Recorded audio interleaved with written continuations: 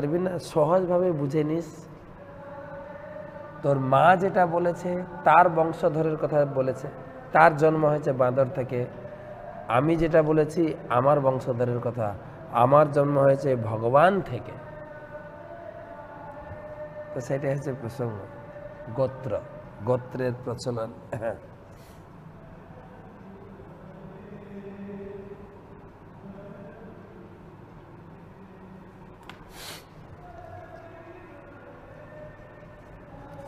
তো সতী বলছেন, তোমার থেকে আমার জন্ম হয়েছে, এই সম্পর্কটা আমি আর শুনতে চাইছি না।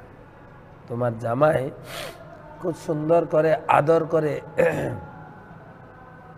আমাকে দাক্ষায়ণী বল ডাকে, তখন আমার মুখ আর হৃদয় শুকিয়ে যায়। এই লোকটার সঙ্গে আমার এত সম্পর্ক, এই বৈষ্ণব নিন্দুক থেকে আমার জন্ম হয়েছে, ছি, ধিক্কার দিতে মনে হয়।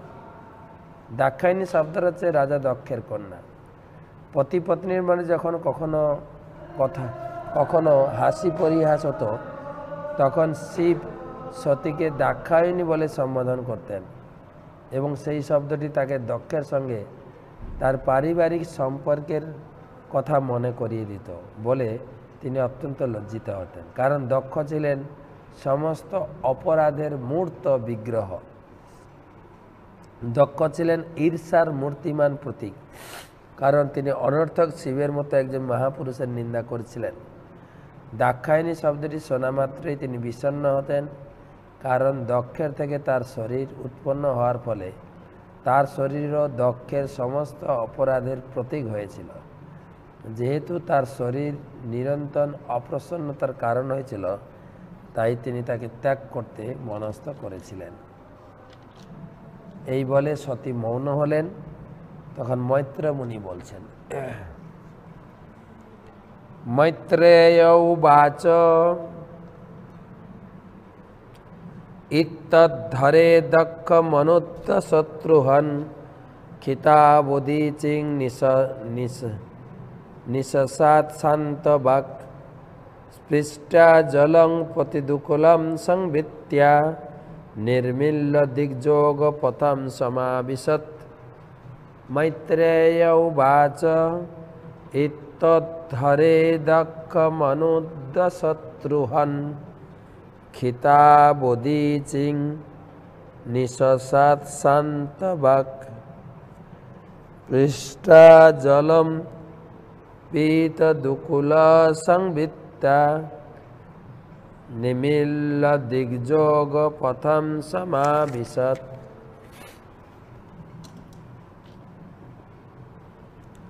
মৈত্র ঋষি বিদুরকে বললেন, হে শত্রু সংহারক, যজ্ঞস্থলে তার পিতাকে এই বলে সতী উত্তরমুখী হয়ে ভূমিতে উপবেশন করেছিলেন। গৈরিক বসন পরিহিতা সতী তার জল স্পর্শ দ্বারা নিজের পবিত্র হয়ে চক্ষু নিমিলিত করে যৌগিক পন্থায় ধ্যানমগ্ন হয়েছিলেন। ইত্তদ্ধরে দক্ষ মনুদ্দ শত্রুহন খিতাবুদীচিং নিশসাৎ শান্ত। বাবার সঙ্গে এইরকম ঝগড়াঝাটি করে সতী মাটিতে বসে পড়লেন। স্পৃষ্টা জলং প্রতিদুকুলম সংবিত, জলে আচমন করেছেন, মনকে সংযম করেছেন এবং স্থির হয়েছেন। নিমিল্য দিগ্যোগ প্রথম সমাবিত, এবং চক্ষু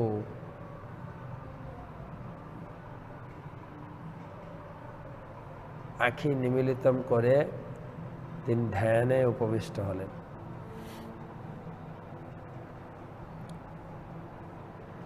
শিব হচ্ছেন সমস্ত বিষ্ণু ভক্তদের মধ্যে শ্রেষ্ঠ। বলা হয়েছে,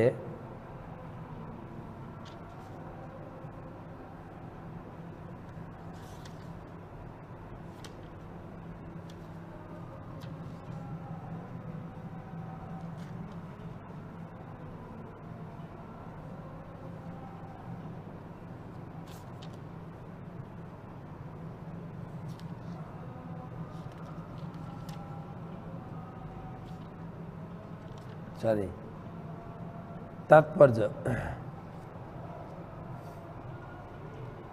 বলা হয় যে কোনো মানুষ যখন শরীর ত্যাগ করতে চান তার গৈরিক বস্ত্র ধারণ করেন। তাই মনে হয় যে সতী দক্ষ প্রদত্ত তার দেহ ত্যাগ করার জন্য বসন পরিবর্তন করেছিলেন। দক্ষ ছিলেন সতীর পিতা, তাই দক্ষকে হত্যা করার পরিবর্তে তিনি তার প্রদত্ত শরীর ত্যাগ করাই শ্রেয় বলে মনে করেছিলেন। এইভাবে তিনি যৌগিক পন্থায় দক্ষের দেওয়া শরীর ত্যাগ করতে মনস্থ করেছিলেন। সতী ছিলেন যোগীশ্রেষ্ঠ যোগেশ্বর শিবের পত্নী। যেহেতু শিব যোগের সমস্ত পন্থা জানতেন, তাই মনে হয় যে সতীও তা জানতেন। সতী মহান সম্রাটের কন্যা হওয়ার ফলে তিনি সেই যোগ পদ্ধতি সম্বন্ধে অবগত ছিলেন। যোগ সিদ্ধির ফলে যোগী তার ইচ্ছা অনুসারে দেহত্যাগ করতে পারেন অথবা জড়তত্ত্বের বন্ধন থেকে মুক্ত হতে পারেন। সিদ্ধযোগীরা প্রকৃতির নিয়মের মৃত্যুর অধীন নন। এই প্রকার সিদ্ধযোগীরা তাদের ইচ্ছা অনুসারে দেহত্যাগ করতে পারেন। সাধারণত যোগীরা প্রথমে দেহের অভ্যন্তরে বায়ুকে নিয়ন্ত্রিত করেন, তার ফলে আত্মাকে মস্তিষ্কের উপর নিয়ে আসেন। তারপর দেহ যখন অগ্নিশিখায় প্রজ্বলিত হয়, যোগী তখন তার ইচ্ছা অনুসারে যে কোনো স্থানে যেতে পারেন। এই যোগ পদ্ধতি আত্মার অস্তিত্ব স্বীকার করে। তার ফলে আধুনিক যুগে শরীরের কোষগুলি নিয়ন্ত্রণ করার জন্য তথাকথিত যোগ পদ্ধতি, তার দেহ যোগ পদ্ধতি সম্পূর্ণ ভিন্ন। প্রকৃত যোগ পদ্ধতিতে এক লোক থেকে আরেক লোকে বা আরেক দেহ থেকে আরেক দেহ স্থানান্তরিত করা যায়। সতী অন্য শরীরে বা অন্য লোকে আত্মাকে স্থানান্তরিত করতে চেয়েছিলেন।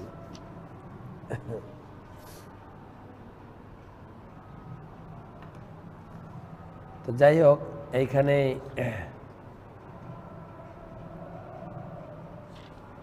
আলোচনা হলো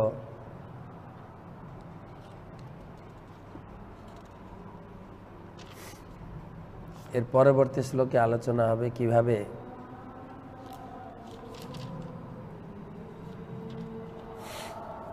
আরেকটা শ্লোক পড়ে।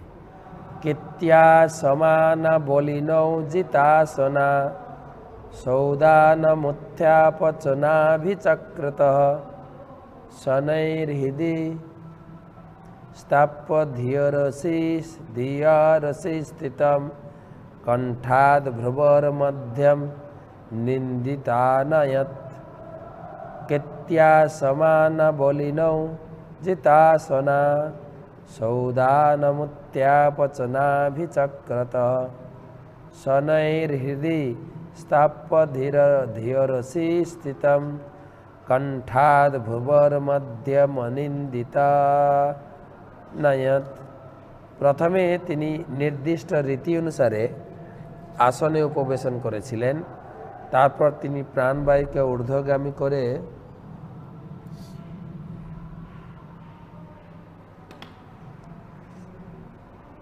নাভি চক্রে সাম্যাবস্থা স্থাপন করেছিলেন।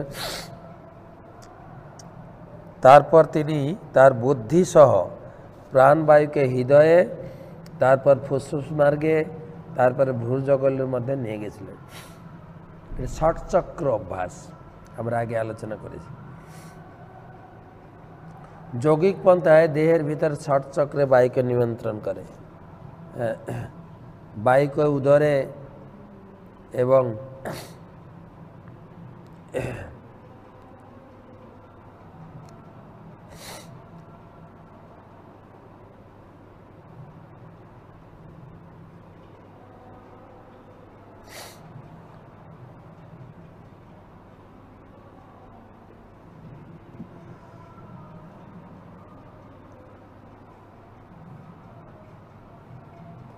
প্রথমে তিনি নির্দিষ্ট রীতি অনুসারে আসনে উপবেশন করেছিলেন। তারপর তিনি প্রাণবায়ুকে ঊর্ধ্বগাম করে নাভি চক্রে সাম্যাবস্থা স্থাপন করেছিলেন। তারপর তিনি বুদ্ধি সহ প্রাণবায়ুকে হৃদয়ে, তারপর ধীরে ধীরে ফুসফুস মার্গ থেকে ভ্রূযুগলের মধ্যে নিয়েছে।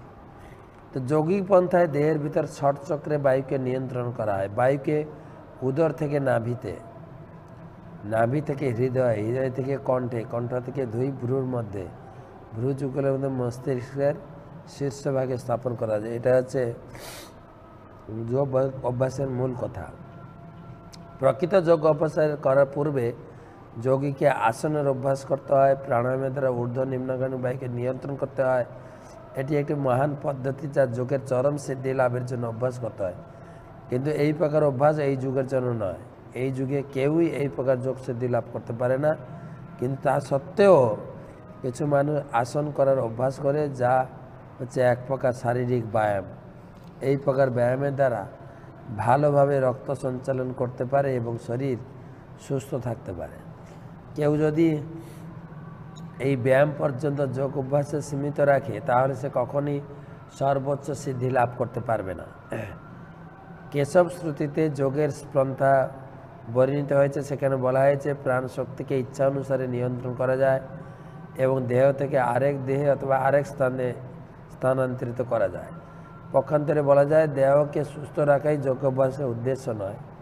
আধ্যাত্ম উপলব্ধির কোনো দিব্য প্রক্রিয়া আপনা থেকে শরীরকে সুস্থ রাখে, কারণ সর্বদাই আত্মাই দেহকে সুস্থ রাখে। যে মুহূর্তে আত্মা দেহ থেকে চলে যায় তৎক্ষণাৎ দেহটি জড় দেহটি পচতে শুরু করে। যে কোনো আধ্যাত্মিক পন্থা অন্য কোনো রকম প্রয়াস ব্যতীতই দেহকে সুস্থ রাখে। কেউ যদি মনে করেন যে যোগ অভ্যাসের চরম উদ্দেশ্য হচ্ছে দেহকে সুস্থ রাখা, তাহলে তিনি ভুল করেছেন।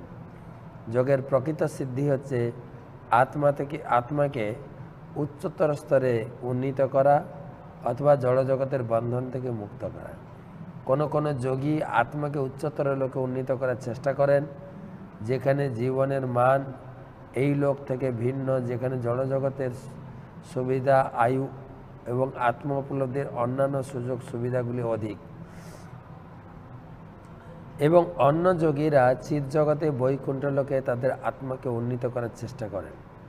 ভক্তিযোগের পন্থা সরাসরিভাবে আত্মাকে চিন্ময় লোকে উন্নীত করে, যেখানে জীবন নিত্য আনন্দময়, জ্ঞানময় এবং ভক্তিযোগে পদ্ধতি বলে বিবেচনা করা হয়। যাই হোক, সতী ধ্যানস্থ হয়েছেন এবং যোগ অভ্যাসের দ্বারা ষটচক্র অভ্যাস, মূলাধার চক্র, স্বাধিষ্ঠান চক্র, মণিপুর চক্র, অনাহত চক্র, বিশুদ্ধ এবং আজ্ঞা চক্র।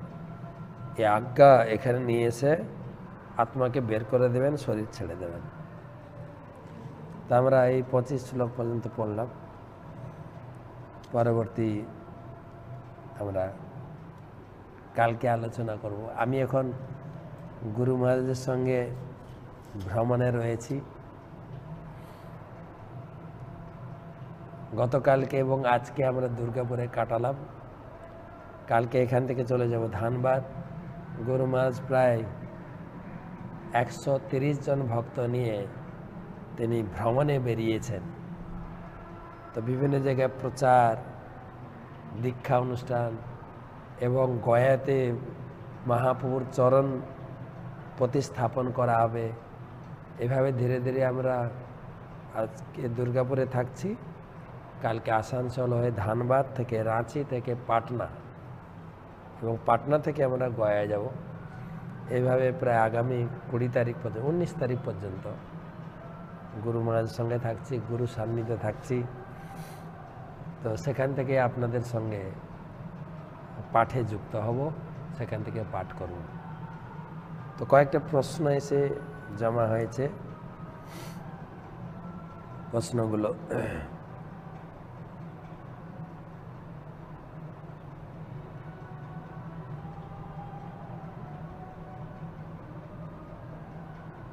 প্রশ্ন করেছেন শুভেন্দু মাইতি। আমার প্রশ্ন হলো, আমার ভাগবত পুরোটাই পড়া হয়নি, তাহলে আমি কি চৈতন্য চরিতামৃত পড়তে পারি? কৃপা করে বলবেন। ভালো প্রশ্ন। আমি আগেও বলেছি ধারাবাহিক পড়বেন, গীতার পরে ভাগবত পরে চৈতন্য চরিতামৃত।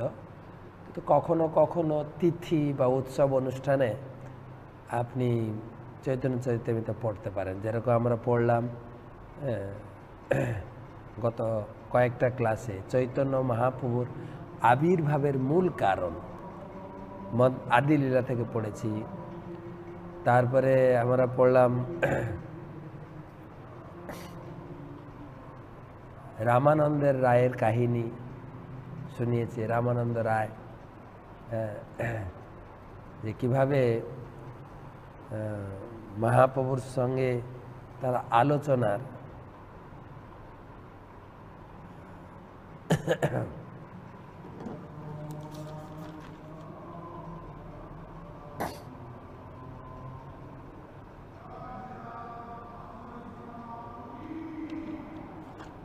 এবং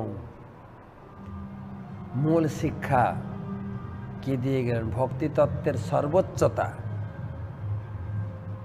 সেটা দিয়েছি, পড়েছি। রথযাত্রার সময় মহাপ্রভুর নৃত্য পড়বেন, রথাগ্রে মহাপ্রভুর নৃত্য, গুন্ডিচা মার্জন, এক একটা তিথিতে, পানিহাটি মহোৎসব, তাহলে ভালো লাগবে। অবশ্যই পড়বেন, মাঝে মাঝে চৈতন্য মহাপ্রভুর শিক্ষা পড়তে পারেন।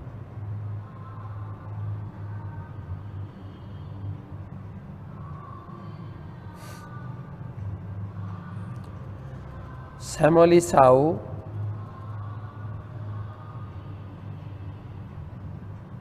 গুরুদেব প্রবচনের মাধ্যমে গ্রাম্য কথা না বলতে, গ্রাম্য কথা না শুনতে নির্দেশ দিয়েছেন। কেমন ধর্ম করা উচিত, কার পূজা করা উচিত, কাকে নিবেদন করে প্রসাদ খাওয়া উচিত, অনেক প্রশ্ন করছে। পুণ্য কিভাবে ভক্তিতে বাধা দেয়,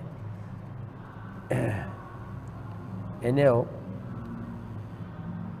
ভগবানের পুজো করবেন, ভগবানের কথা শুনবেন, ভগবানের কথা কাউকে বলবেন, ভগবানকে নিবেদন, ভগবান কৃষ্ণকে নিবেদন করে খাবেন। তিনটে কথা বলা হয়েছে, বল কৃষ্ণ, ভজ কৃষ্ণ, কর কৃষ্ণ শিক্ষা। প্রশ্ন করেছেন রাজেশ ঘোষ বর্ধমান থেকে। ও, আমি জয়পুর থেকে। আচ্ছা, আপনার ভাগবত কথা শ্রবণ করে লিখা আছে বর্ধমান থেকে। আমি আপনাদের ইস্কনের ভাগবত গীতা নিয়েছি এবং সেটিকে পড়ি, নিরামিষ বুঝি। মহারাজ, একটা প্রশ্ন হচ্ছে, যে গৃহে আমরা বসবাস করি সেই গৃহে ভাগবত রাখা যাবে?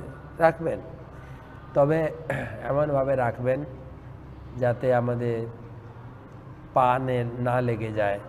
এটা উঁচু করে ভাগবতকে সাজিয়ে রাখতে পারেন বা পেটিতে রাখতে পারেন, যেখানে কোনো প্রকারের আমাদের অপরাধ না হয়, ঝাড়ু না লেগে যায়, এটা উঁচু করে রাখবেন। এবং ভাগবতের মূল সম্মান হচ্ছে নিয়মিত পড়বেন, এটা হচ্ছে মূল।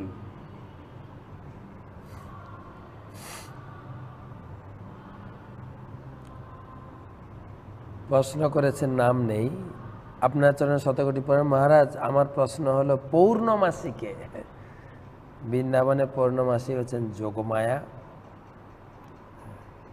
তিনি ভগবানের সমস্ত লীলা তিনি সংগঠিত করেন।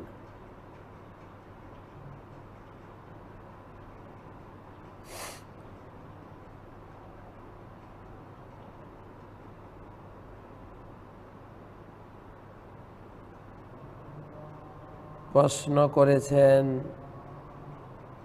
নাম নেই, জলপাইগুড়ি থেকে।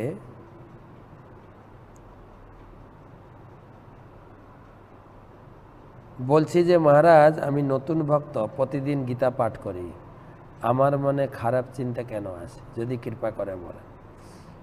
আমাদের এতদিনের খারাপ অভ্যাস, খারাপ চিন্তা থেকে গেছে না, ধীরে ধীরে যাবে। প্রভুপাদ বলেছেন, ফ্যান ঘুরছে, সঙ্গে সঙ্গে সুইচ অফ করলে ফ্যান বন্ধ হয় না, ফ্যানটা ঘুরতে ঘুরতে ঘুরতে ঘুরতে ঘুরতে ঘুরতে বন্ধ হবে। তা আপনি করতে থাকেন হরিনাম, ধীরে ধীরে এটা চলে যাবে।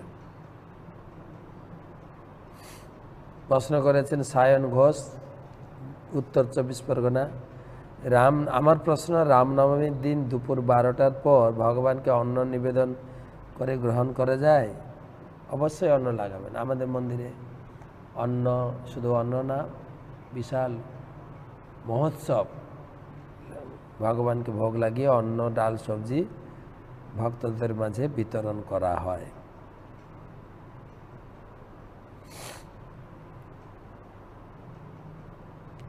প্রশ্ন করেছেন শুভ দাস মুর্শিদাবাদ থেকে, কোন সময় জপ করলে সব থেকে ভালো? হ্যাঁ, সকালে ব্রহ্ম মুহূর্তে জপ করবেন। সূর্য উদয়ের 1 ঘন্টা 36 মিনিট আগে যে টাইম, ওইটা জপ করলে ভালো, তাহলে সকালে করলে ভালো। যতটা পারবেন সকালে কমপ্লিট করবেন, বিকালের দিকে মন চঞ্চল হয়ে যায়। ভালো প্রশ্ন করেছে।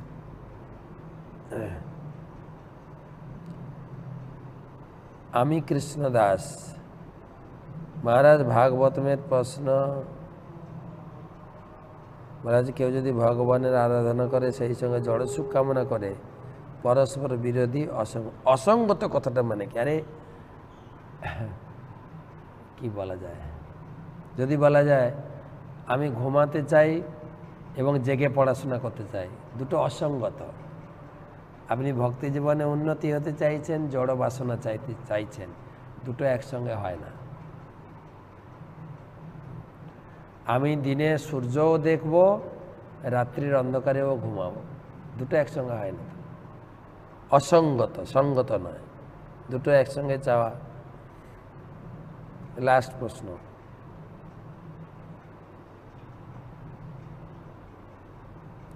সন্দীপ চন্দ্র, হরে কৃষ্ণ মহারাজ, গৌর পূর্ণিমাতে আমার ভাইরা রং খেলছিল, তখন আমার দিদা ভাগবত পড়ছিল, কিছুটা রং ভাগবত আমি পড়ে গেছি, কোনো অপরাধ হয়ে গেল কিনা? যদি অপরাধ মনে করেন তাহলে ভাগবতমের কাছে ক্ষমা চাইবেন এবং ভালো করে ভাগবত পড়বেন, ভাগবতকে সম্মান করবেন এবং যা হয়ে গেছে বাদ দিয়ে দেন। সেজন্য বেশি করে ভাগবত পড়বেন এবং ভাগবতের কাছে ক্ষমা চাইবেন, যাতে এই ধরনের অসাবধানতাবশত কোনো কাজ না হয়।